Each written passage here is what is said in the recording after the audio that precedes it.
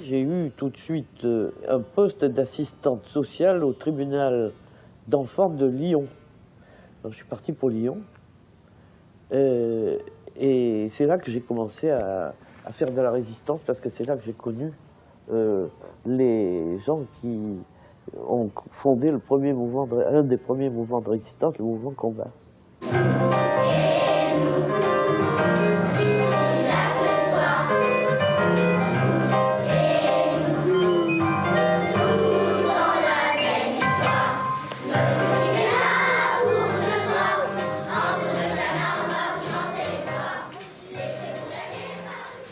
Qui d'entre vous a consulté mon dictionnaire de la langue française? Moi, monsieur! Moi, monsieur! Avant de commencer la leçon, traduisez le mot dictionnaire dans votre langue. Andrea. En roman, on dit dictionnaire. Anya. En serbe, rečnik. En chinois, mandarin, c'est 字典. En arabe, on traduit dictionnaire ainsi qu'amus. En espagnol, on dit diccionario, monsieur. En bulgare, c'est presque comme en serbe, on dit rechnik. En philippin, en tagalog, le mot dictionnaire se dit dictionario. Et vous, Josie, vous n'avez rien dit. Au Cameroun, dans ma région natale, la langue officielle est l'anglais, dictionary. Mais dans la plus grande partie du Cameroun, on parle français. C'est un héritage de la colonisation. Dans mon pays, il existe 200 langues. Le Bakossi, le Bakwere, le Bamileke, le Yemba, le Lumba.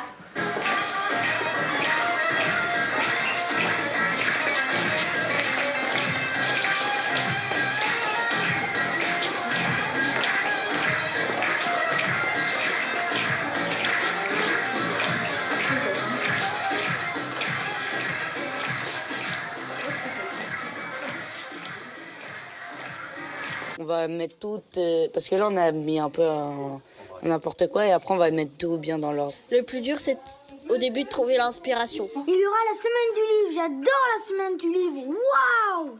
Lecture de plus, votre émission littéraire. Lecture de plus, c'est 2 fois plus. Plus de 1000 enfants plongés dans les livres. 1000 enfants! Le sable est si beau dans le désert, le vent souffle sur le désert. Dans le désert, c'est rempli de verre.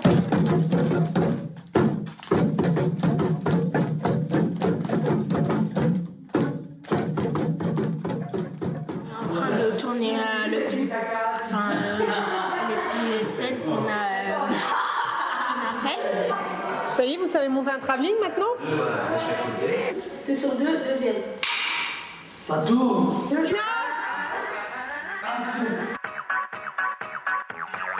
On a pensé quoi de cet atelier? Bah, c'était super.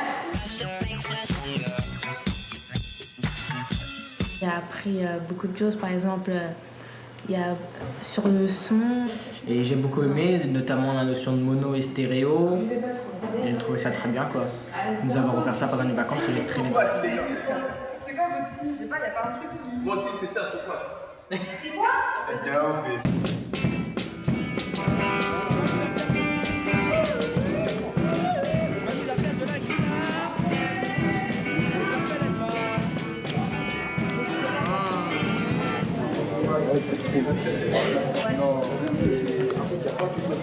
Est-ce que pour vous, le vivre ensemble?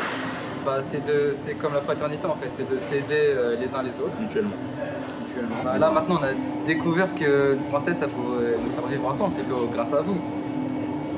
Mais... Dommage, j'aurais pas pensé. De vous-même, vous n'auriez pas pensé. Ouais.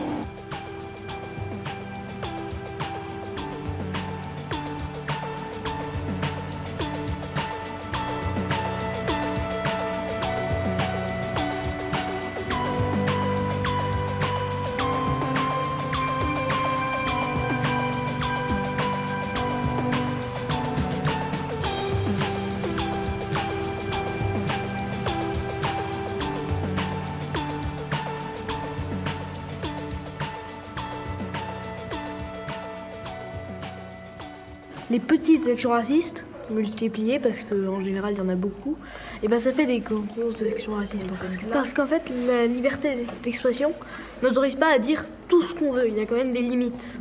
Enfin, moi je trouve que plus on est différent, mieux c'est la preuve qu'on est des êtres humains. Et puis si on serait tous pareils, ça deviendrait lassant.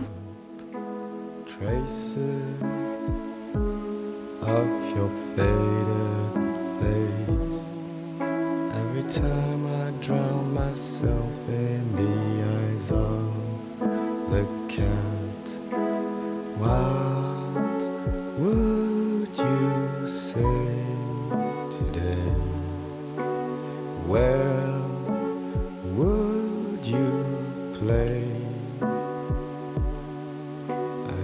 Et par le pouvoir d'un mot, je recommence ma vie. Je suis né pour te connaître, pour te nommer liberté.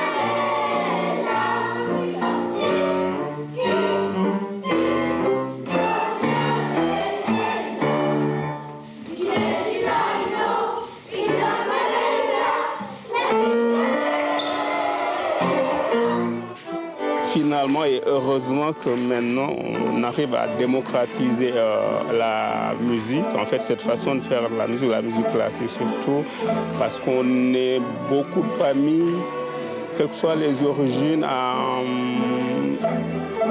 être un peu à côté en fait de la culture, et c'est très dommage. C'est vrai que l'association nous a permis aux enfants aussi de faire de la musique.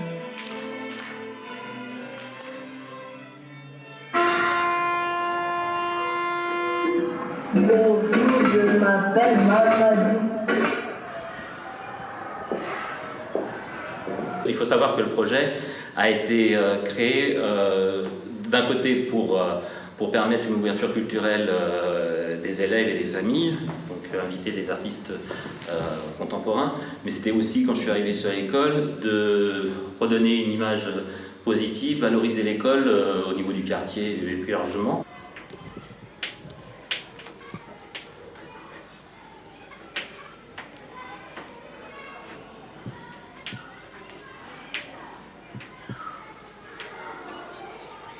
Mis au départ, qu'est-ce qu'on avait planté?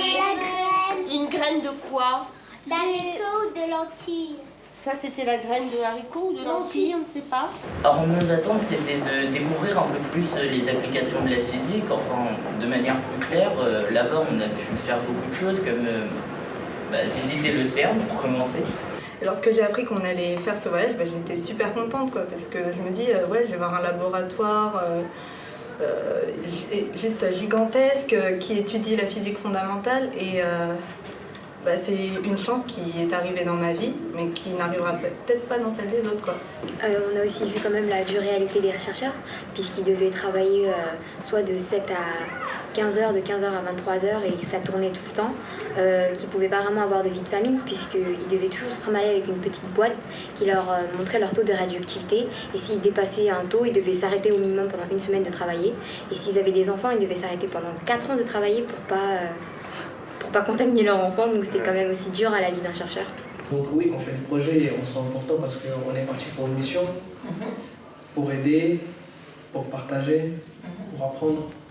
Donc une fois là-bas, on commence à apprendre les gens, où nous sommes, donc le pays, et de connaître les cultures des autres, de les respecter et de les pratiquer aussi. On ne sait pas ce qui nous attend, ça veut dire on y va, on n'hésite pas à y aller, mais puis on ne sait pas sur qui on va tomber. Puis généralement on rencontre des personnes sur qui on n'aurait pas pu rencontrer dans notre vie sans les projets, et ça c'est formidable. Nous on se fait la guerre entre nous, entre religions, la différence, alors que eux c'est pas du tout ça. Il y a des Marocains qui sont déplacés pour combattre, pour aider la France. Pour la libérer, pour la Seconde Guerre mondiale. Alors qu'ils ne sont pas français, ils viennent d'un autre pays, c'est pas leur langue. On va créer un champ de salade et on va y inviter d'autres enfants des écoles alentours. De nouvelles saveurs, de nouvelles odeurs, de rencontres humaines. Et tout de suite, quand elles ont rencontré les élèves ont tout de suite été emportés, ils ont tout de suite accroché au projet, les emmenés tous. Et ils sont ravis de leur participation, et d'ailleurs ça se ressent.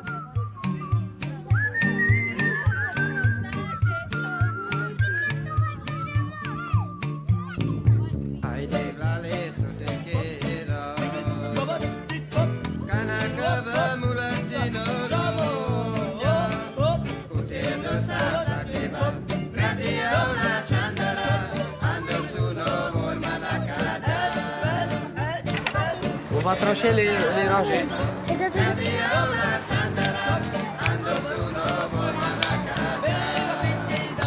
Il faut aller dans une autre case et mettre 2, encore une autre 2 et encore une autre 2.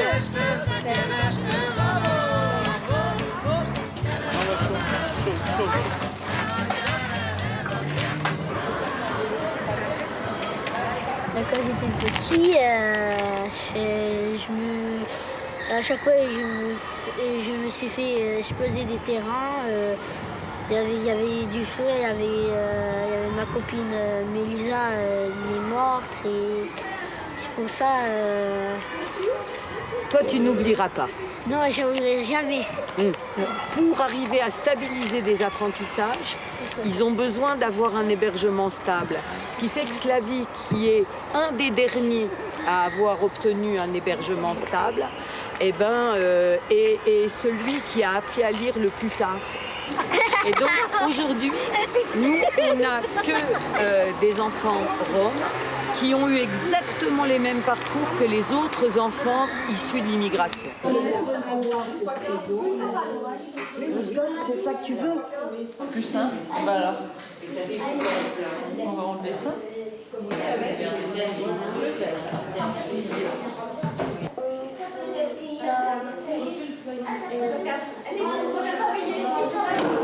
On y va à l'école. Alors, on va à l'école. Non. Alors, Marietou et moi. Alors, qui nous aide? Voilà. Nous allons. Je vais construire. Alors, est-ce que vous avez Vous avez le sujet? Ouais. Mohamed et son frère vont construire. Alors, Mohamed et son frère. Non, c'est pas il, c'est il. Si, c'est il. Si. Salim va, si je dis il, je ne vais pas dire Salim, je dis Salim. Salim va construire une maison. Une maison. Très bien. Pour moi, c'est la première fois que j'ai entré dans un pays européen. Ça me plaît, ça fait 50 personnes, on n'est pas la même religion, on n'est pas la même culture, on n'est pas le même. Il y en a des Pakistans, des Chinois, des Marocains, ça me plaît. Parce que c'est ici à la rue Richon, à l'association de la Calagoite, il y en a 45 pays. C'est ça me plaît déjà. On est tout le monde pareil et tout le monde bien. Pour moi, c'est la première fois que j'ai vu Mont-Saint-Michel. C'est la première fois, déjà dans ma vie, j'ai voyagé. Ça fait 3 jours là, ça donne quelque chose dans mon cœur.